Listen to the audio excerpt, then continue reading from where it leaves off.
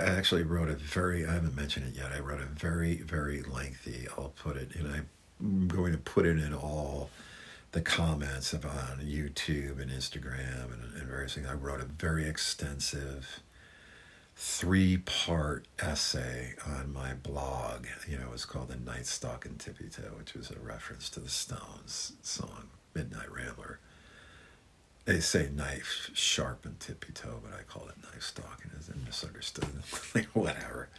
Anyway, I'm going to put a link to because it's a very detailed essay, 3-part essay on this film.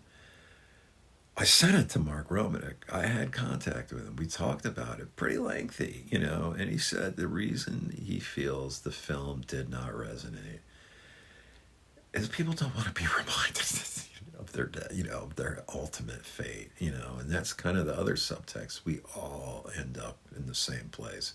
The end of Barry Lyndon, right? In the voiceover, they're all equal now. That's one reason the film didn't quite connect. I mean, people look at it as a downer. I don't. I look at it just as a reaffirmation of how important our time is in this world and how important it is to be a good person, which is what you got from Tommy and Kathy H. And you also understood Ruth. That's why her performance might be the most important, and the most thankless, Keira Knightley, because she's a quote unquote the bad guy, but it's so fucking understandable, man.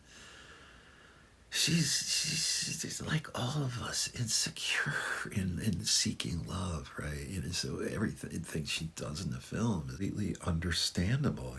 She gives an amazing performance in the film, in a very thankless task, I think. The overall critical reception was fine, but not to the level. I think I would say in this, of the millennium, of the 2000s, I think this film, The Lives of Others, this film, and I can't recommend this film enough. Never Let Me Go, written by Alex, based on an Ishiguro novel. I forget his first name. Screenplay by Alex Garland, directed Mark Romanek, starring Keira Knightley, Carey Mulligan, Andrew Garfield, Domhnall Gleeson. You can see it.